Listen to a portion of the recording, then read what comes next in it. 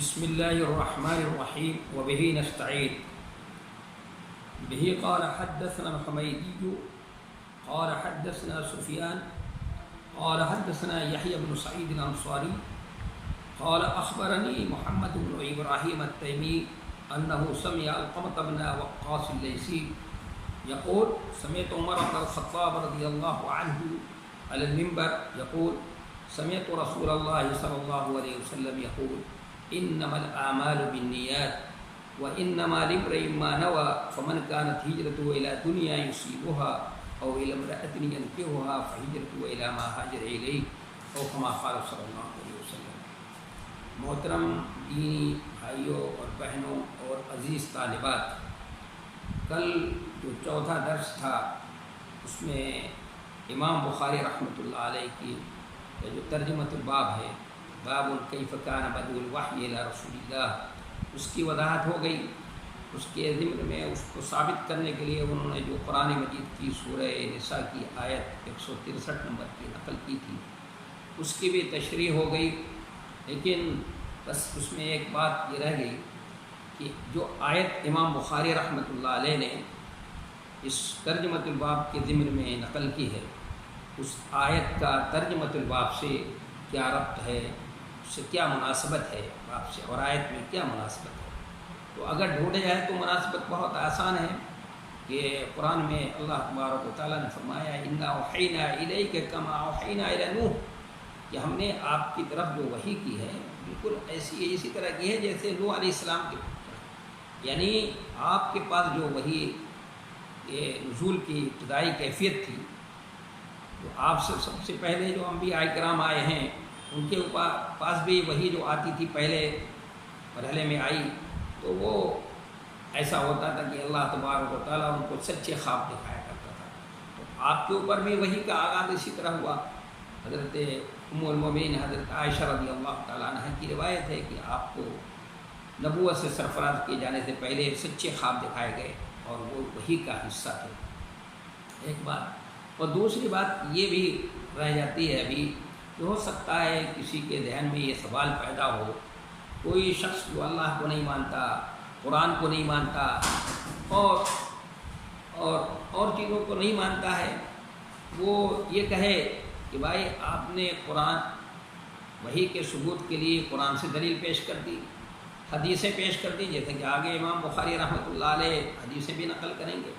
ہم تو قرآن و حدیث کو مانتے ہیں، ہمیں تو کوئی عقلی دلیل بتاؤ، ہمیں تو کوئی عقلی دلیل ہمیں پیش کیجیے ہمارے سامنے تاکہ ہم سمجھ سکیں. تو علماء کرام نے، ہمارے اسلاف نے عقلی دلیلیں اپنے اپنے زمانے کے حساب سے انہوں نے دی ہیں، جس کو علوم القرآن کے مصنفین نے، مناہل العرفان والے نے بھی اور اتقان والے نے بھی اپنے اپنے زمانے کے حساب سے انہوں نے دلیلیں دی ہیں. لیکن آج کے دور میں ہمیں وحی کے ثبوت کے لیے عقلی دلیل فراہم کرنا اور پیش کرنا بہت آسان ہے اور ان کو سمجھانا بہت آسان ہے. آج کیونکہ دنیا نے اتنی ترقی کر لی ہے، تو آج ٹیکنالوجی کا دور ہے. آج چھوٹے سے موبائل سے ہم یہاں بیٹھے بیٹھے،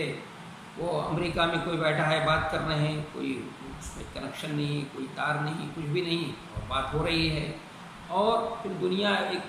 ایک گھرودے کی شکل میں، ایک بستی کی شکل اختیار کر لی دنیا نے، اور پھر چھوٹی چھوٹی سیٹیوں کے اندر بڑی بڑی لائبریریوں کو جو ہے اس میں یہ کر لیا جاتا ہے. تو جب انسان یہ سب کام کر سکتا ہے تو اللہ تو خالق کائنات ہے، اس کائنات کا پیدا کرنے والا ہے، صلاحیتوں کا پیدا کرنے والا ہے. تو اس کے لیے یہ سب کیا مشکل بات ہے؟ اس کے لیے تو کوئی بھی مشکل نہیں ہے. اس لیے وحی کے ثبوت کے لیے آج کل عقلی دلیلیں پیش کرنا اور فراہم کرنا جو ہے کوئی مشکل کام نہیں ہے. اس طرح کے لوگ جو ہوں گے تو ان کے سامنے یہ دلیل جو ہے پیش کی جا سکتی ہے. اب حدیث کی تشریح سے پہلے چند باتیں ضروری ہے جو میں اپنی طالبات کو ضرور بتایا کرتا ہوں، اور وہ تمہیدی بات ہوتی ہے. سب سے پہلی بات یہ کہ جناب نبی کریم صلی اللہ علیہ وسلم کی حدیثوں کو سمجھنے کے لیے ضروری ہے کہ ہم مزاج نبوت سے آشنا ہوں کہ نبی صلی اللہ علیہ وسلم کیا تھے، آپ کی ذمہ داری کیا تھی. تو آپ کے مزاج کو سمجھنے کے لیے ضروری ہے کہ ہم قرآن کو سمجھنے والے ہوں، اس لیے کہ قرآن کے اندر آپ کی ذمہ داریاں، آپ کو جو آپ کا فرید منصبی ہے اس کی وضاحت قرآن کے اندر ہے، قرآن نے آپ کی فرید منصبی کی وضاحت کی ہے۔ اور دوسری بات کہ قرآن کو بھی سمجھنا ہو تو نبی صلی اللہ علیہ وسلم کی زندگی کو پڑھنا ہوگا، آپ کے مزاج کو سمجھنا ہوگا، دونوں گویا کہ لازم اور ملزوم ہیں ایک بات۔ اس لیے جناب نبی کریم صلی اللہ علیہ وسلم کی حدیثوں کو سمجھنے کے لیے ضروری ہے کہ ہم مزاج نبوت کو سمجھتے ہوں، اور مزاج نبوت کو سمجھنے کے لیے قرآن کا سمجھنا ضروری ہے۔ پھر دوسری بات یہ ہے کہ جناب نبی کریم صلی اللہ علیہ وسلم کی یہ حدیثیں قرآن ہی کی تشریح ہیں، قرآن کی تشریح۔ کہیں تو حدیثوں کے اندر باقاعدہ وضاحت ہے کہ یہ فلاں آیت کی تشریح ہے، اور کہیں تھوڑا غور کرتے ہیں ہم تو معلوم ہو جاتا ہے کہ یہ فلاں آیت کی تشریح ہو سکتی ہے۔ اور اس کے علاوہ دوسری کچھ حدیثیں ہیں جس میں اگر غور کیا جائے اس میں بھی ہم کو معلوم ہو جائے گا کہ یہ قرآن کی فلاں آیت کی تشریح ہو سکتی ہے۔ غرض کہ جناب نبی کریم صلی اللہ علیہ وسلم جناب نبی کریم صلی اللہ علیہ وسلم کی جتنی بھی حدیثیں ہیں وہ سب قرآن کی تفسیر ہیں۔ اسی لیے سفیان ثوری رحمۃ اللہ علیہ نے فرمایا ہے اور وجہ فرمایا ہے کہ اللہ نے جیسے قرآن کی حفاظت کی ذمہ داری لی ہے اسی طرح حدیثوں کی بھی حفاظت کی ذمہ داری لی، اس لیے کہ حدیث جو ہے قرآن کی تشریح ہے، قرآن کی توضیح اور تشریح تبیین ہے، اس لیے کہ آپ کی ذمہ داری کتاب اور حکمت کی تعلیم اور اس کی تبیین، اس کی وضاحت یہ تھی، اس لیے حدیثیں جو ہیں قرآن کی تشریح ہیں۔ دوسری بات۔ تیسری بات یہ کہ نبی صلی اللہ علیہ وسلم کی حدیث کی تشریح آپ کی شایان شان ہونی چاہیے، اس لیے کہ ابن ماجہ کے اندر حدیث ہے کہ ظنوا برسول اللہ خیرا، رسول اللہ صلی اللہ علیہ وسلم کے ساتھ اچھا گمان ہو، یعنی رسول اللہ صلی اللہ علیہ وسلم کی حدیثوں کی تشریح ہم جب کریں تو آپ صلی اللہ علیہ وسلم کی شایان شان ہونی چاہیے، یہ چیز بھی ہمیں معلوم ہونا چاہیے۔ اور پھر دوسری بات یہ کہ اگر اس حدیث کا کوئی پس منظر ہو تو وہ پس منظر بھی سامنے اگر ہے تو حدیث کو سمجھنے میں پھر مدد ملے گی۔ یہ ابتدائی چند باتیں تھیں جس کا عرض کر دینا ضروری تھا۔ اور ایک بات اور کہ میرا طریقہ یہ ہے کہ میں حدیث پہلے پڑھتا ہوں، پھر اس کے بعد حدیث کے اندر جتنے جو الفاظ آئے ہیں ان الفاظ کی تشریح کروں گا، اور جو سند کے اندر راوی آئے ہیں ان کی بات ہوگی، پھر اس کے بعد الفاظ جتنے آئے ہیں سب کی وضاحت کرنے کے بعد پھر ترجمہ ہوگا، پھر تشریح کرتا ہوں میں، یہ میرا طریقہ ہے۔ اس لیے اس حدیث کو بھی اسی انداز سے شروع کرتا ہوں کہ میں نے یہ حدیث کہ وہی قال حدثنا الحمیدی، یہ امام بخاری رحمۃ اللہ علیہ کی پہلی حدیث ہے۔ امام بخاری رحمۃ اللہ علیہ نے اس حدیث میں جو پہلا نام جو ان کے استاد شیخ ہیں حمیدی، یہ شیخ حمیدی رحمۃ اللہ علیہ کا نام جو ہے عبداللہ ابن زبیر ابن عیسیٰ ہے، ان کی کنیت ابو بکر ہے۔ ان کو حمیدی کیوں کہتے ہیں تو حمید ابن اسامہ کی طرف نسبت کی وجہ سے ان کو حمیدی کہا جاتا ہے۔ اور امام حمیدی رحمۃ اللہ علیہ جو امام بخاری کے استاد ہیں، رسول اللہ صلی اللہ علیہ وسلم کی پہلی زوجہ مطہرہ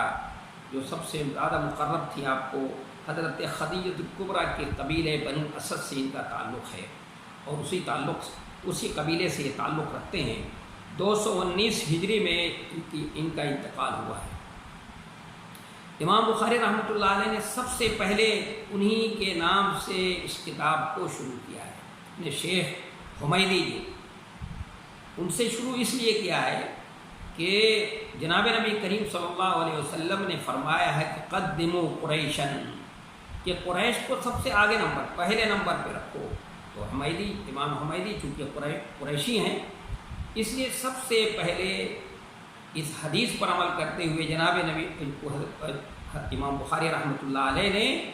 انہی کے حدیث سے اپنی کتاب کا آغاز کیا۔ اور ایک دوسری وجہ بھی ہے کہ امام حمیدی رحمۃ اللہ علیہ مکے کے رہنے والے ہیں، اور وہی کا آغاز چونکہ مکے سے ہوا ہے، اس لیے امام بخاری رحمۃ اللہ علیہ نے بہتر یہ سمجھا کہ اس حدیث کو میں اس کتاب کو اپنے مکی استاد کے ذریعے سے اس کتاب کو شروع کروں۔ تو پہلا لفظ آیا بہی قال حدثنا الحمیدی قال حدثنا سفیان. یہ سفیان جو ہیں سفیان ابن عیینہ مراد ہیں سے، جو بہت مشہور تابعی ہیں اور بہت مشہور عالم دین گزرے ہیں. اس کے بعد حدثنا یحییٰ بن سعید الانصاری، یہ بھی مشہور تابعی ہیں اور سفیان کو صغار تابعین میں ان کا شمار ہوتا ہے، اور یہ بھی تابعین میں سے شمار ہیں. اس کے بعد قال اخبرنی محمد بن ابراہیم التیمی، یہ بھی تابعی ہیں، مشہور تابعی ہیں. اور اس کے بعد علقمۃ بن وقاص اللیثی، یہ بھی تابعی ہیں، اور بعض لوگوں نے ان کو صحابی کہا ہے. تو اگر ان کو بھی صحابی مان لیا جائے تو گویا اس روایت میں 2 صحابی ہوں گے اور 2 تابعی ہیں. 2 مشہور تابعی کا تذکرہ ہوا، اور اس کے بعد دوسرے لوگوں کا تذکرہ ہے. 3 مشہور تابعی ہو جائیں گے، 3 مشہور تابعی ہوں گے بلکہ اس کے اندر. اس حدیث کے اندر جو آگے بات ہے کہ یقول سمیت عمر بن الخطاب علی المنبر یقول، تو یہاں ممبر کے اندر جو الف لام ہے وہ عہد ذہنی کا ہے. یہاں پر ممبر سے مراد ہے ممبر نبی صلی اللہ علیہ وسلم کی مسجد نبوی کا ممبر، اس پہ انہوں نے کہا ہے اس حدیث کو. اس کے بعد اس حدیث میں جو الفاظ آئے ہیں انما الاعمال بالنیات، انما یہ عربی زبان میں ان اور ما سے مل کر بنا ہے، اور یہ لفظ جو ہے عربی زبان میں حصر کے لیے اور قصر کے لیے استعمال ہوتا ہے. ان اور ما سے مل کر بنتا ہے تو یہ قصر کے لیے استعمال ہوتا ہے. اس لیے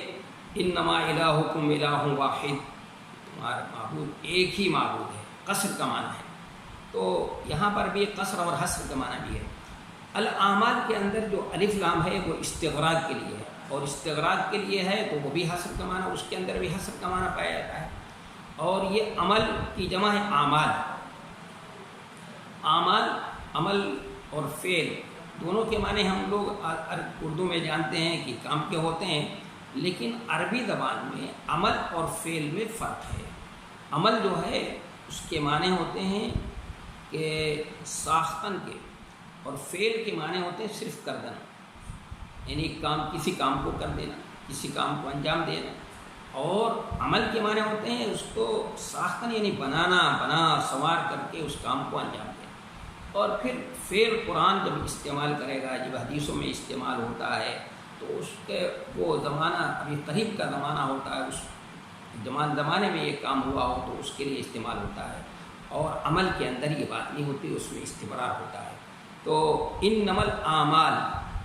تو یہ جمع استعمال کیا ہے. پھر بالنیات، نیت کی جمع ہے نیات. نیت کہتے ہیں عظیمت القلب، دل کے ارادے کو.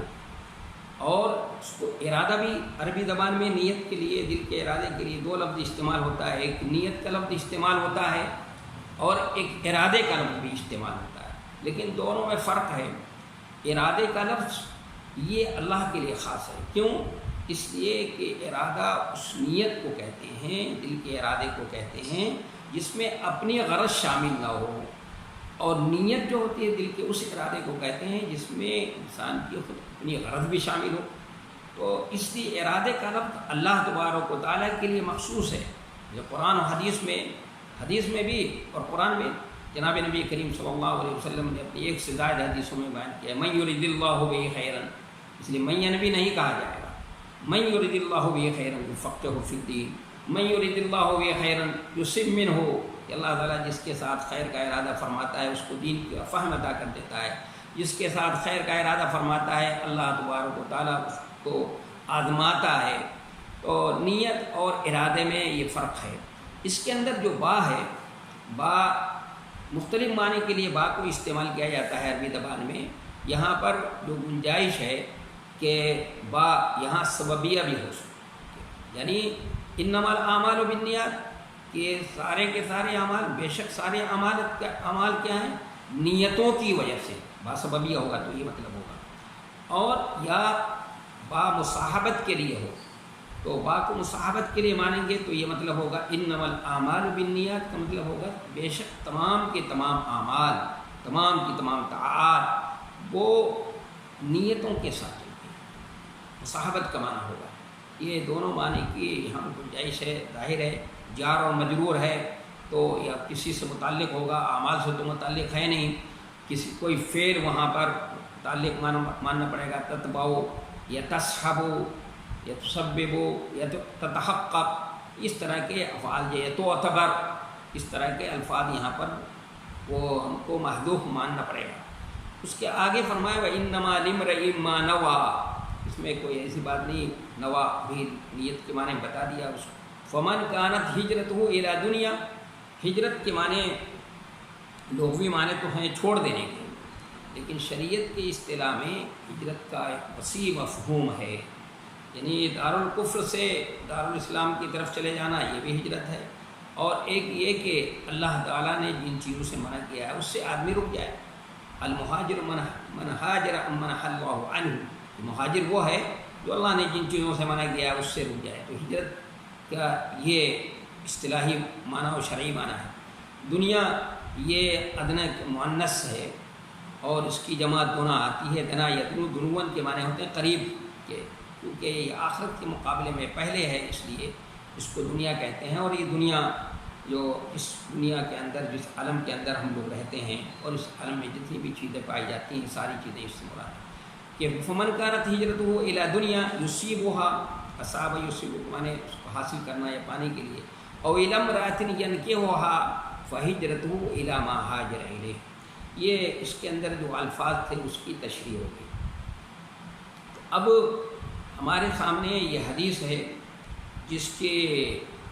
پہلے ہمارے سامنے نظروں کے سامنے یہ رہے کہ یہ حدیث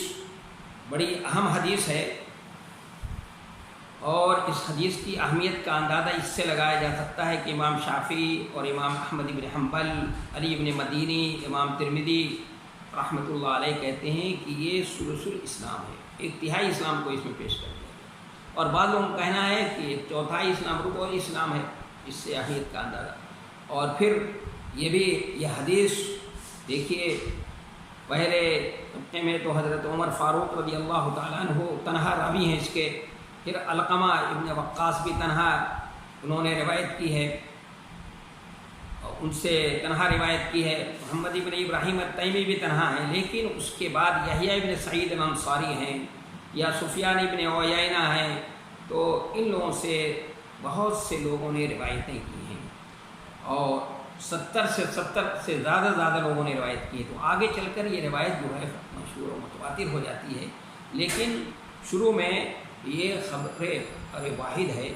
یعنی حضرت عمر فاروق رضی اللہ تعالیٰ عنہ نے نبی صلی اللہ علیہ وسلم سے اس روایت کو نقل کیا ہے، اور ان سے ان کے شاگرد علقمہ ابن وقاص نے، پھر ان کے شاگرد محمد ابراہیم التیمی نے تنہا نقل کیا ہے، اس کے بعد طبقے میں جو ہے چل کر کے یہ روایت کرنے والے زیادہ ہو جاتے ہیں۔ اب اس حدیث کو سمجھنے سے پہلے ضروری ہے کہ ہم اس کا پس منظر بھی جان لیں، اور اس پس منظر کے جاننے کے بعد پھر دیکھتے ہیں کہ اس حدیث میں جناب نبی کریم صلی اللہ علیہ وسلم نے ہمیں کیا ہدایت کی ہے۔ تو اس حدیث کا پس منظر کچھ لوگوں نے تو یہ بتایا کہ جناب نبی کریم صلی اللہ علیہ وسلم جب مدینہ منورہ ہجرت کر کے پہنچے تھے تو آپ صلی اللہ علیہ وسلم نے سب سے پہلی جو تقریر کی ہے وہ یہی تقریر ہے جناب نبی کریم صلی اللہ علیہ وسلم، لیکن علامہ ابن حجر عسقلانی رحمۃ اللہ علیہ اس بات سے مطمئن نہیں ہیں، وہ کہتے ہیں نہیں یہ بات صحیح نہیں ہے۔ تو صحیح بات یہ ہے کہ معجم طبرانی کے اندر ثقہ راویوں کے ذریعے سے اور وہ تواتر کے ساتھ جو ہم تک روایت پہنچی ہے عبداللہ ابن مسعود رضی اللہ تعالیٰ عنہ کے ذریعے سے، رضی اللہ عنہ کے ذریعے سے، وہ روایت یہ ہے کہ حضرت عبداللہ ابن عباس مسعود رضی اللہ عنہ کہتے ہیں کہ ہمارے بیچ میں ایک شخص سے جو مہاجر ام قیس کے نام سے مشہور تھے، جو مہاجر ام قیس کے نام سے مشہور تھے، ان کا واقعہ یہ ہوا تھا کہ انہوں نے ام قیس نامی ایک خاتون کو نکاح کا پیغام دیا، وہ مکے میں تھے، ہجرت کر کے وہ نہیں آئے تھے، وہ مکے کے اندر تھے اور یہ مدینہ منورہ میں. تو انہوں نے کہا کہ آپ ہجرت کر کے مدینہ منورہ تشریف لائیں تو نکاح ہو سکتا ہے، اس سے پہلے نکاح نہیں ہو سکتا. وہ نکاح کرنے کی غرض سے وہ ہجرت کر کے آئے تھے. تو ابھی ایک موقع تھا، نبی صلی اللہ علیہ وسلم اس طرح کے موقع جب بھی ہوتا تھا، کیونکہ آپ مربی تھے اور آپ کا جو فریضہ منصبی تھا تزکیہ، اور تزکیے میں کیا ہوتا ہے کہ میں تطہیر کا معنی بھی پایا جاتا ہے، صفائی کا معنی، تزکیے کا یہ معنی بھی ہے، اور تزکیے کا ایک دوسرا معنی ہے پروان چڑھانا. اور دونوں دیکھا جائے تو لازم اور ملزوم ہے. یعنی جب ہم ایسی چیزوں سے اس کو صاف کر دیں جو مضر ہے، جیسے کسان اپنے کھیت میں جاتا ہے، نرائی کرتا ہے، اس میں ایسی گھاس پھوس کو نکال دیتا ہے جو پودوں کو، دھان کے پودا ہو یا گیہوں کا پودا ہو، اس کو نقصان پہنچانے والی جتنی بھی چیزیں ہیں تو اس کو نکالتا ہے، تو اس سے خود بخود وہ پودا کیا ہوتا ہے، پروان چڑھنے لگتا ہے. تو تزکیے کے معنی ہوتا ہے پاک صاف کرنا اور پھر دوسرے کی پروان چڑھانا. تو یہ نبی صلی اللہ علیہ وسلم کا فریضہ منصبی تھا. تو آپ اس طرح کا کوئی بھی موقع اگر زندگی میں آپ کے ہاتھ آتا تھا تو آپ اس موقع پر اپنے صحابہ کرام کا تزکیہ ضرور فرماتے تھے، ان کی اصلاح کرتے تھے. آپ صلی اللہ علیہ وسلم ان کی تربیت فرمایا کرتے تھے. اب ایک موقع مل گیا آپ صلی اللہ علیہ وسلم کو، جیسے اس کو قریب کرنے کے لیے، سمجھانے کے لیے میں آپ بتا دوں، جیسے صلح حدیبیہ کے موقع پر جناب نبی کریم صلی اللہ علیہ وسلم سب کے ساتھ موجود ہیں، شام سے مستقل بارش ہو رہی ہے. اس ماحول میں نبی صلی اللہ علیہ وسلم نے فجر کی نماز ادا کی. فجر کی نماز کے بعد آپ مخاطب ہوئے، آپ کا معمول یہ تھا مخاطب ہوتے تھے آپ، تو آپ نے مخاطب ہو کر صحابہ کرام سے کیا، آپ نے عرض کیا کہ حل تدرون ماذا قال ربکم، کیا تم جانتے ہو تمہارے رب نے کیا کہا؟ تو صحابہ کرام نے کہا کہ واللہ عالم، اللہ و رسول عالم، یہی ان کا معمول تھا. اگر جواب بھی معلوم ہوتا تھا تب بھی کہہ دیتے تھے کہ اللہ و رسول عالم. تو یہاں پر انہوں نے یہ کہا کہ اللہ اس کے رسول زیادہ جانتے. تو آپ نے فرمایا کہ تمہارے رب نے یہ کہا کہ کچھ لوگوں نے اس حال میں صبح کی ہے کہ وہ مجھ پر ایمان رکھتے ہیں اور تاروں کا انکار کرتے ہیں، اور کچھ لوگوں نے اس طرح صبح کی ہے کہ وہ تاروں پر ایمان رکھتے ہیں اور اللہ کا انکار کرتے ہیں. تو جو شخص یہ کہتا ہے کہ اللہ کی وجہ سے، اللہ کے فضل و کرم سے بارش ہوئی ہے، وہ تو اللہ پر ایمان رکھتا ہے اور تاروں کا انکار کرتا ہے. اور جو یہ کہتا ہے کہ تاروں کی وجہ سے وہ مؤثر ہیں، ان کی وجہ سے فلاں تارہ نکل گیا ہے، اس کی وجہ سے بارش ہوئی ہے، تو وہ گویا تاروں پر ایمان رکھتا ہے اور اللہ کا انکار کرتا ہے. تو آپ نے اس موقع پر یہ تنبیہ کر کے ان کی اصلاح کر دی، کیونکہ ان کے یہاں علم نجوم کا چلن بہت زیادہ تھا اور اس کی وجہ سے وہ تاروں کو مؤثر مانتے تھے. تو ان کے عقیدے کی جناب نبی کریم صلی اللہ علیہ وسلم نے اصلاح کر دی. تو یہاں پر بھی چونکہ آپ کے جو مخاطب ہیں یہ سب بادیہ نشیں ہیں، سب دیہاتوں کے رہنے والے ہیں اور وہ بدوی مزاج ہے، اس زمانے میں جو وہ کام کرتے تھے، فخر و مباحات ہو یا جو بھی ان کا یہاں جو امتیاز تھا اس کے لیے، یا وہ کچھ لوگوں کے اوپر سخاوت کرتے تھے، فیاضی کرتے تھے،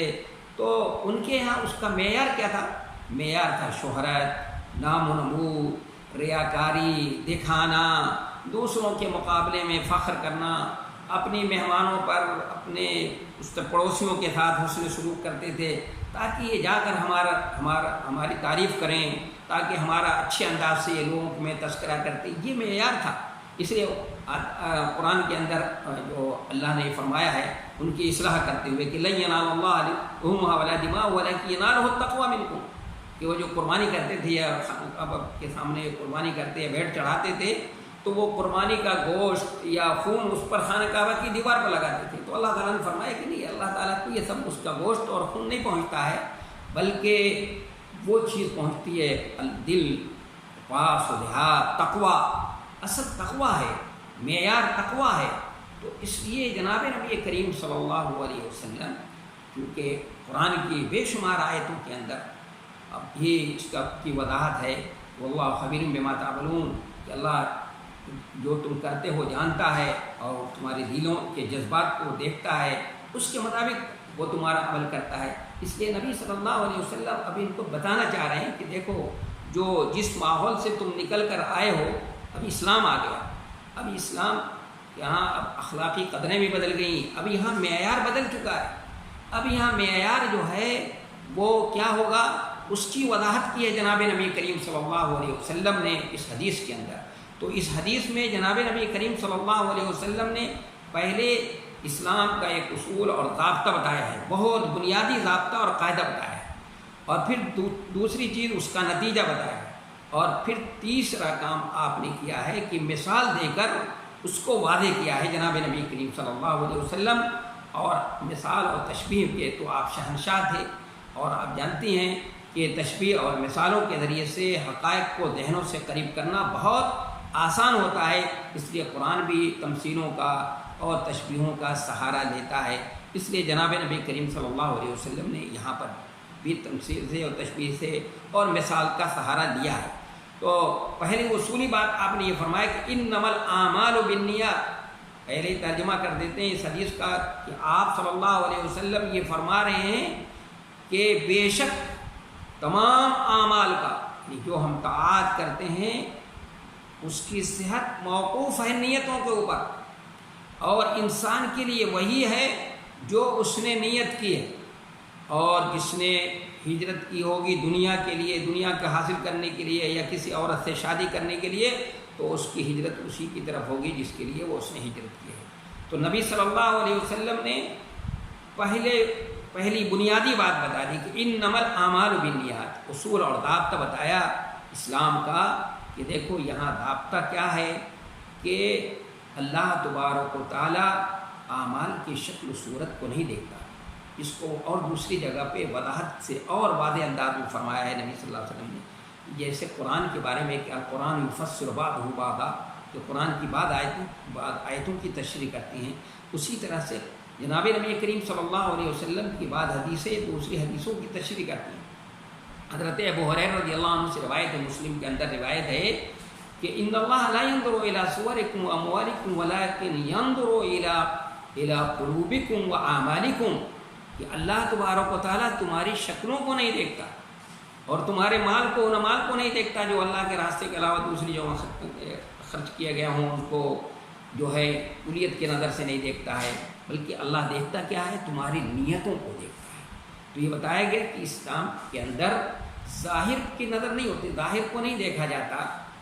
بلکہ یہ دیکھا جاتا ہے کہ یہ عمل جو اس نے کیا ہے کس جذبے کے ساتھ کیا ہے، کس خلوص اور للہیت کے ساتھ، کس تقوی کے ساتھ کیا ہے. اللہ کا ڈر، خوف، تقوی جو عبادتوں کا مغز ہے، جو صحیح معنوں میں سب کے اور عبادتوں کی روح اور جان ہے، وہ کس تقوی کی روح کے ساتھ اور کس اخلاص اور للہیت کے ساتھ عمل کیا. اگر چھوٹا سا عمل ہے اس میں نیت صحیح ہے، اچھی ہے، اخلاص ہے، للہیت ہے، اللہ کا ڈر اور خوف ہے اس کے ساتھ، تو اس کا اجر و ثواب بے شمار ہوگا، بہت زیادہ. لیکن پہاڑ جیسا عمل ہو اور اس کے ساتھ نیت صحیح نہیں ہے تو اللہ کے نزدیک اس کی کوئی قدر و قیمت نہیں ہے. اس لیے کہ اللہ تبارک و تعالیٰ کے یہاں شکل کو نہیں دیکھا جاتا، حقیقت کو دیکھا جاتا ہے. جیسے ہم لوگ آج کے زمانے میں سمجھنا بہت آسان ہے، جیسے آج ہم روزہ رکھ رہے ہیں، بہت سے لوگ روزہ کیسے رکھ رہے ہیں، رسمی طور پر. اس لیے حضرت مولانا علی میاں صاحب رحمۃ اللہ علیہ نے فرمایا کہ لوگ اس وقت بے نیتی کا شکار ہیں. بدنیتی تو نہیں کہتے، وہ کہتے ہیں بے نیتی کا شکار ہے کہ لوگ چونکہ روزہ رکھ رہے ہیں اس لیے ہم بھی چلو روزہ رکھ لیں. نہیں بھائی، یہ جس وقت روزہ رکھیں ہم تو اس دل کی گہرائی کے ساتھ اور دل کے عزم کے ساتھ ارادے کہ بھئی اللہ کا حکم ہے اور اللہ ہمیں اس مقصد کے تحت تقویٰ کی افزائش کے لیے، تقویٰ کے جوہر کو ہمارے اندر پروان چڑھانے کے لیے اس عبادت کو ہمارے اوپر فرض کیا گیا اللہ نے. اور چونکہ اس کے لیے سب سے زیادہ موضوع اور مناسب یہ چیز ہے تو اس لیے اللہ تبارک و تعالیٰ نے ہمارے اوپر اس روزے کو فرض کیا. تو اس جذبے کے ساتھ اگر روزہ رکھا جائے گا تو روزے کا جو اجر و ثواب حدیث میں بتایا اللہ کے رسول صلی اللہ علیہ وسلم نے حدیث قدسی میں کہ الصوم لی وانا اجزی بہ یا انا اجزا بہ، کہ روزہ میرے لیے ہے اور میں اس کا بدلہ دوں گا، تو صحیح ثواب اس کا ملے گا. لیکن اگر کوئی خالے خلی ویسے ہی روزہ رکھتا ہے، شکلی روزہ ہے اس کا، تو شکل کی تو ہمارے نزدیک کوئی قیمت نہیں ہے، تو اللہ کے نزدیک اس کی کیا قیمت ہوگی. تو اسی طرح کوئی بھی عمل اسلام کے اندر یہ اصولی بات ہے کہ عمل اگر اخلاص اور للہیت سے خالی ہے اس میں اس کے اندر صحیح نیت نہیں ہے، صحیح دل کا جذبہ نہیں ہے اس کے ساتھ، تو جذبے سے نہیں کیا گیا تو اس عمل کی کوئی قیمت ہے، چاہے کتنا ہی اچھا عمل ہو۔ اور اگر کوئی معمولی سے معمولی عمل ہے لیکن نیت اور خلوص اس میں للہیت ہے، اللہ کی رضا اور خودسردی مقصود ہے، تو اللہ کے نزدیک اس کی بڑی قیمت ہوگی۔ دیکھیے نبی صلی اللہ علیہ وسلم نے غزوۃ ذات العسرہ کے موقع پر چندے کا اعلان فرمایا۔ ایک صحابی 1 کلو کھجور رات بھر محنت کرنے کے بعد، کھجور یہودی کے باغ میں محنت کرنے کے بعد 1 کلو یا 1 کلو سے کچھ زائد کھجور لے آئے، تو آپ نے پورے چندے پر اس کو بکھیر دیا۔ آپ نے دیکھا کہ کس جذبے سے لائے ہیں وہ، کس خلوص اور للہیت کے ساتھ، تو اس کی اصل اللہ کے نزدیک اس کی قدر ہوتی ہے۔ اس کی قدر اللہ کے نزدیک نہیں ہے کہ جو ظاہر میں بڑا خوبصورت نظر آئے۔ اگر ظاہر میں کوئی بڑا خوبصورت ہوتا تو اللہ کے نزدیک ابو لہب سب سے زیادہ اچھا ہوتا، کیونکہ ابو لہب کو تو ابو لہب یہ اس لیے کہتے تھے کہ وہ خوبصورت ہونے کی وجہ سے چمکتا تھا، وہ ابو لہب اس لیے۔ لیکن چونکہ اس کا دل سیاہ تھا، کالا تھا، تو اس کو کیا قرآن نے کہا تبت یدا ابی لہب وتب۔ اور بلال حبشی رضی اللہ تعالیٰ عنہ جو سیاہ فام تھے اور کالے ہونے کی وجہ سے ان کا چہرہ چمکتا تھا، لیکن دل کیونکہ منور تھا، ایمان کی روشنی حاصل سے منور تھا، تو ان کو جس دن ان کا انتقال ہوا تو حضرت عمر فاروق رضی اللہ تعالیٰ عنہ نے فرمایا الیوم مات سیدنا وعاتقہ سیدنا، کہ آج ہمارے سردار کا انتقال ہو گیا اور ہمارے سردار یعنی ابو بکر صدیق رضی اللہ عنہ نے اس کو خرید کر کے ان کو آزاد کرایا تھا۔ تو یہ اسلام کا اصول ہے، یعنی آپ صلی اللہ علیہ وسلم نے اپنے صحابہ کرام کے جو اس زمانے سے نکل کر آئے تھے ان کی ذہن سازی کر دی، ان کی تربیت کر دی کہ بھائی تمہارے یہاں اس وقت معیار تھا شہرت، ریاکاری، دکھاوا، نام و نمود یہ، لیکن اب جو اسلام آیا ہے تو اب یہاں پر یہ معیار بدل چکا ہے۔ یہاں پر معیار شہرت نہیں ہے، نام و نمود نہیں ہے، دکھاوا نہیں ہے، بلکہ کیا ہے، خلوص و للہیت کے ساتھ کوئی کام بھی کیا جائے گا، معمولی سے معمولی کام ہوگا تو اس کا اجر و ثواب اللہ کے نزدیک بہت زیادہ ہوگا۔ وَإِنَّمَا لِامْرِئٍ مَّا نَوَىٰ، اور انسان کے لیے وہی ہے جو وہ نیت کرے۔ اگر انسان اعمال جو ہیں اس میں، جیسے اعمال ہیں اس کے ایک عمل کے اندر اس نے بہت ساری نیتیں کر دی، نتیجہ بتا دیا آپ نے کہ ایک عمل کے اندر بہت سی نیت کر لی اس نے۔ مثال کے طور پہ نماز پڑھنے کے لیے گھر سے نکلا، مسجد میں جا رہا ہے جماعت سے نماز پڑھنے کے لیے، ارادہ اس کا ہے کہ میں راستے میں کسی کی تیمارداری بھی کر لوں گا، کوئی تکلیف دہ چیز ہوگی تو اس کو ہٹا بھی دوں گا، تو جتنی بھی نیتیں کرے گا وہ اللہ تبارک و تعالیٰ اس کو اس کا اجر و ثواب عطا فرما دے گا۔ اور اس کے بعد جناب نبی کریم صلی اللہ علیہ وسلم نے مثال دے کر سمجھایا کہ دیکھو ہجرت کتنا اونچا عمل تھا، کہ مکہ مکرمہ سے مدینہ منورہ کی جو ہجرت ہے مشروع ہے، یہ کفر اور اسلام کے درمیان حد فاصل، یہ ہجرت حد فاصل تھی، بہت ہی اونچا عمل۔ لیکن اگر یہ اونچا عمل بھی اگر کسی دنیاوی غرض سے ہو، خواہ اس میں عبادت کا پہلو ہے، وہ جیسے کہ مہاجر ام قیس نے، جو ام قیس سے نکاح کرنے کے لیے انہوں نے ہجرت کی تھی، تو نکاح کے لیے، حالانکہ نکاح کے اندر عبادت کا پہلو بھی ہے، تو یا کسی دنیاوی غرض کے لیے کوئی کرے تو اللہ کے رسول صلی اللہ علیہ وسلم نے فرمایا کہ اس کو ہجرت کا ثواب نہیں ملے گا، اس کو ہجرت کا ثواب نہیں ملے گا۔ کیوں؟ اس لیے کہ اس نے خالص کام اللہ کے لیے یہ نہیں کیا ہے، خالص اس میں خلوص نہیں ہے، للہیت نہیں ہے، اس لیے اس کو اس کا اجر و ثواب نہیں ملے گا۔ ہجرت اس کی صحیح ہو جائے گی لیکن ہجرت کا ثواب نہیں ملے گا۔ ہاں کیوں؟ اس لیے کہ اس نے تو یہ نکاح کے غرض سے کیا۔ تو آپ ہو سکتا ہے کہ اگر کسی نے سیرت کی کتابوں کو پڑھا ہو کہ ام سلیم کے پاس جب حضرت ابو طلحہ رضی اللہ تعالیٰ عنہ نے نکاح کا پیغام بھیجا تو ام سلیم رضی اللہ تعالیٰ عنہ جو مدینہ منورہ کی شریف خاتون تھی، آپ صلی اللہ علیہ وسلم کی خالہ بھی ہوتی ہے نانیال کے اعتبار سے، انہوں نے کہا کہ آپ مسلمان ہو جائیں اور یہ اسلام لانا ہی آپ کے یہی مہر ہوگا تو نکاح ہو جائے گا۔ تو وہ مسلمان ہو گئے، تو نکاح کے لیے شادی کرنے کے لیے مسلمان ہوئے، تو ان کے اسلام کو کیوں قبول کر لیا گیا؟ تو اس کا جواب یہ ہے کہ وہ پہلے سے مسلمان ہونا چاہتے تھے، وہ شادی کے لیے مسلمان نہیں ہوئے تھے بلکہ وہ پہلے سے مسلمان ہونا چاہتے ہی تھے، اس لیے اس کو جو ہے یہاں پر نہیں پیش کیا جا سکتا۔ اور بھی ایک بات شروع میں یہ بات رہ گئی کہ انما الاعمال بالنیات، کہ اعمال کے ساتھ نیات کو جمع استعمال کیا ہے، تو اس لیے جمع استعمال کیا ہے کہ جمع کے مقابلے میں جمع جناب نبی کریم صلی اللہ علیہ وسلم نے استعمال کیا، تو اس سے فرق مراد دیتے ہیں۔ لہذا حدیث کا مطلب یہ ہوگا کہ ہر عمل کے لیے الگ الگ نیت ہوگی، جو بھی عمل کرے، اشارہ اس بات کی طرف کرنا ہے کہ جو بھی عمل کریں گے ہر عمل کے لیے الگ الگ نیت کرنی ہوگی۔ جیسے عرب والے بولتے ہیں رکبوا دوابہم، کا مطلب ہوتا ہے ہر شخص اپنے اپنے جانور پر سوار ہوا، تو یہ مطلب ہوگا۔ اور بعض روایتوں میں ہے انما الاعمال بالنیہ، تو نیت اس لیے اس کو مفرد استعمال کیا کہ چونکہ نیت کا تعلق دل سے ہے اور انسان کے جسم میں دل جو ہے ایک ہی ہے۔ اور اگر آپ کہیں کہ پھر جمع کیوں استعمال کیا، تو ظاہر ہے کہ جمع اس لیے بھی استعمال کیا ہے، دوسری روایتوں جو نیت مفرد کے علاوہ جمع بھی استعمال کیا، تو اس کی وجہ یہ بھی بتائی جا سکتی ہے کہ نیت کو مفرد لانا بھی مناسب ہے، اور اگر متعدد بھی لائیں تو بھی اس کو جمع بھی استعمال کریں تو بھی صحیح ہے، اس لیے کہ اس میں زبان وغیرہ اور تمام اعضاء اس میں جو ہیں اس کے ساتھ اس کے ذریعے سے بھی تو کام ہوتا ہے، عمل کیا جاتا ہے، زبان کے ذریعے سے بھی ہوتا ہے اور بھی اعضاء اور جوارح کے ذریعے سے ہوتا ہے، تو اس لیے اس کو اس میں شامل کیا جا سکتا ہے۔ اس لیے جمع استعمال جہاں جن روایتوں میں جمع ہے وہ بھی صحیح ہے، اور جن روایتوں کے اندر اس کو مفرد استعمال کیا گیا وہ بھی صحیح ہے۔ تو یہ جناب نبی کریم صلی اللہ علیہ وسلم کی بڑی اہم حدیث ہے، جس میں جناب نبی کریم صلی اللہ علیہ وسلم نے شریعت کا ایک اصول اور ضابطہ، بہت ہی اہم ضابطہ بتایا ہے، اور پھر دوسری بات یہ کہ اس کا نتیجہ بتایا، اور پھر تیسرے جناب نبی کریم صلی اللہ علیہ وسلم نے اس حدیث کے اندر اس کو مثال دے کر کے بھی سمجھا دیا، ہجرت کی مثال دیا ہے جناب نبی کریم صلی اللہ علیہ وسلم نے۔ اگر کسی کی نظر ہے تو وہ یہ کہہ سکتا ہے کہ امام بخاری رحمۃ اللہ علیہ نے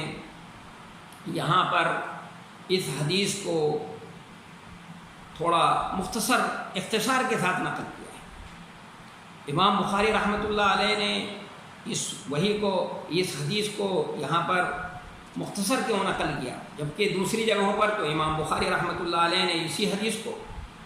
مکمل نقل کیا ہے کہ فمن کانت ہجرتہ الی اللہ ورسولہ فہجرتہ الی اللہ ورسولہ،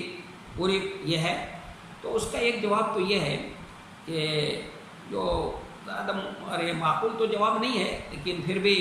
جواب دیا جا سکتا ہے کہ یہ حدیث ناتمام امام بخاری رحمۃ اللہ علیہ نے اس لیے نقل کیا کہ اپنے شیخ حمیدی سے اسی طرح سنا ہو، اس لیے چونکہ مکی شیخ حمیدی ہیں ان سے اسی طرح سنا ہے، تو اس لیے امام بخاری رحمۃ اللہ علیہ نے اس کو اسی طرح نقل کر دیا۔ ایک دوسرا جواب یہ ہے کہ اس کا امام بخاری نے یہاں پر کیا ہے کہ اس کے پہلے ایک جز کو نکال دیا ہے، کیونکہ وہ اختصار اور روایت بالمعنی کے جواز کے قائل ہیں۔ امام بخاری رحمۃ اللہ علیہ کے نزدیک روایت کو مختصر بیان کر دینا، بہت سی روایتیں بیان کروں گا، دوران تشریح میں بتاؤں گا، اور روایت بالمعنی وہ ان کے نزدیک صحیح ہے، اس لیے حذف کر دیا امام بخاری رحمۃ اللہ علیہ۔ اور پھر تیسری بات یہ کہ اس میں تزکیے کا معنی بھی پایا جاتا ہے، تو اس لیے امام بخاری رحمۃ اللہ علیہ تزکیے سے بچنا چاہتے ہیں کہ کہیں ایسا نہ کوئی سمجھ لے کہ میں نے پہلے یہ حدیث جو نقل کی ہے تو منہ مٹھو بننے کے لیے جو ہے کوئی آدمی کہے کہ یہ اپنی نیت کو بتانا چاہتے ہیں کہ میری نیت صحیح تھی، دیکھو اس لیے نیت صحیح ہے تبھی تو یہ کتاب اتنی مقبول ہو گئی کہ اصح کتاب بعد کتاب اللہ۔ اس سے بچنے کے لیے امام بخاری رحمۃ اللہ علیہ نے ایسا کیا۔ اب آخری بات یہ رہ جاتی ہے کہ یہ امام بخاری رحمۃ اللہ علیہ نے جو یہ حدیث یہاں پر نقل کی ہے، اس حدیث کا ترجمۃ الباب سے کیا ربط ہے، یعنی امام بخاری رحمۃ اللہ علیہ کی یہ جو ترجمۃ الباب ہے اس سے کیا ربط ہے۔ تو عام طور پہ لوگوں نے شراح نے جن لوگوں نے اس کی حدیث کی وضاحت کی ہے تو یہی بتایا ہے کہ اس حدیث کا ترجمۃ الباب سے کوئی ربط نہیں ہے، بلکہ امام بخاری رحمۃ اللہ علیہ نے اس کو تبرک کے طور پر اور ایک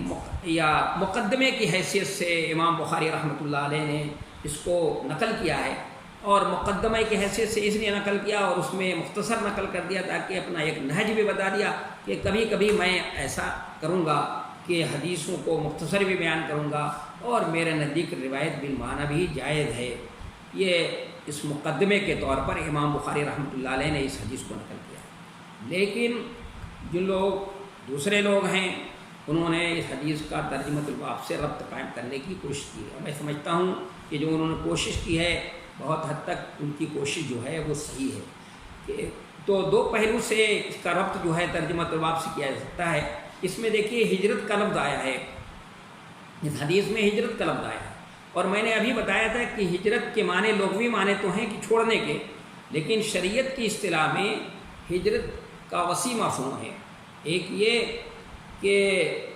اللہ نے جن چیزوں سے منع کیا ان کو چھوڑ دیا جائے، اور دوسرا یہ ہے کہ دارالکفر سے دارالاسلام کی طرف ہجرت کی جائے۔ تو نبی علیہ الصلوۃ والسلام نے ہجرت دو کی ہے۔ پہلی ہجرت جو آپ نے کی ہے گھر سے لے کر وہ غار حرا تشریف لے گئے، حدیث میں ابھی آئے گا کہ حبب الیہ الخلا، کہ آپ کو خلوت گزینی، خلوت نشینی محبوب قرار دی گئی، اس لیے آپ صلی اللہ علیہ وسلم مکے کے معاشرے کو اور سماج کو چھوڑ کر غار حرا میں تشریف لے گئے۔ اور کیوں لے گئے تھے اس کی وضاحت آگے حدیث آئے گی جس میں غار حرا کا تذکرہ ہوگا، تو میں وہاں پر اس کی تشریح کروں گا۔ ایک پہلی ہجرت آپ نے کی تو وہاں پر وحی کا مبدا ہے، وہاں پر وحی نازل ہوئی آپ کو، تو وحی کا مبدا ہے وہ۔ اور دوسری ہجرت جو آپ نے کی ہے، جو مکے والوں نے آپ کا رہنا دوبھر کر دیا، آپ کو قتل کرنے کا منصوبہ بنایا، تو آپ نے پہلے اپنے صحابہ کرام کو ہجرت کرنے کا حکم دیا، پھر آپ صلی اللہ علیہ وسلم نے بنفس نفیس بھی ہجرت کی۔ تو دوسری ہجرت جو ہے وحی کے ظہور کا مبدا ہے۔ تو اس طرح سے وحی اور ہجرت میں گہرا ربط ہے کہ پہلی ہجرت جو ہے وحی کا مبدا ہے، وحی کا آغاز وہاں سے ہوا، اور دوسری ہجرت جو ہوئی ہے وہ وحی کا ظہور ہے۔ تو اس طرح سے ترجمۃ الباب کے درمیان جو ربط ہو جائے گا۔ لیکن علامہ انور شاہ کشمیری رحمۃ اللہ علیہ جنہوں نے فیض الباری بخاری کی شرح لکھی ہے، مختصر ہے لیکن بڑی جامع ہے، مختصر بات میں بہت اہم باتیں انہوں نے لکھی ہیں۔ انہوں نے اس حدیث کو ترجمۃ الباب سے ربط قائم دوسرے انداز سے کیا ہے۔ انہوں نے یہ فرمایا ہے کہ وحی اور نیت عمل کی دونوں جانبوں میں واقع ہیں، یعنی عمل کا تعلق وحی کے ساتھ بھی ہے اور عامل کی نیت کے ساتھ بھی ہے، کیونکہ عمل کی دو حیثیتیں ہوتی ہیں، ایک ورود عمل، ایک صدور عمل۔ ورود عمل کا مطلب یہ ہوتا ہے کہ اوامر اور نواہی، ظاہر اللہ تبارک و تعالیٰ نے کہا ہے کہ یہ کام کرو اور کہا یہ کام نہیں کرنا ہے، یہ وحی پر موقوف ہے۔ صدور عمل اس تکلیف کے مطابق عمل کرنا کہ اللہ نے کہا یہ کام کرو اور یہ کام نہیں کرنا ہے، تو یہ نیت پر منحصر ہے۔ تو جس طرح وحی ورود عمل کا مبدا ہے، اسی طرح نیت صدور عمل کا مبدا ہے۔ نہ تو کوئی انسان وحی کے بغیر اچھے اعمال اختیار کر سکتا ہے، اور نہ نیت کے بغیر اچھے اعمال لائق اعتبار ہو سکتے ہیں۔ اس طرح سے امام علامہ انور شاہ کشمیری رحمۃ اللہ علیہ نے اس حدیث کو ترجمۃ الباب سے جو ہے اس ترجمۃ الباب سے اس کا گہرا ربط ثابت کرنے کی کوشش کر دیا ہے کہ دیکھیے عمل کے دو پہلو ہیں، دو حیثیتیں ہیں، اور دونوں حیثیتوں سے جو ہے ان کا وحی کا بھی تعلق ہے اور عامل کی نیت کا بھی تعلق ہے۔ اس طرح سے انہوں نے اس حدیث کو ترجمۃ الباب سے جوڑا ہے، ربط پیدا کرنے کی کوشش کی ہے۔ میں سمجھتا ہوں کہ یہ حدیث جو ہے کی وضاحت ہو گئی ہوگی اور آپ کے سامنے جو ہے یہ بات پوری ہو گئی۔ انشاءاللہ آئندہ درس جو ہے دوسری حدیث سے متعلق ہوگا۔ هذا واستغفر الله لي ولكم ولسائر المسلمين والله اعلم بالصواب۔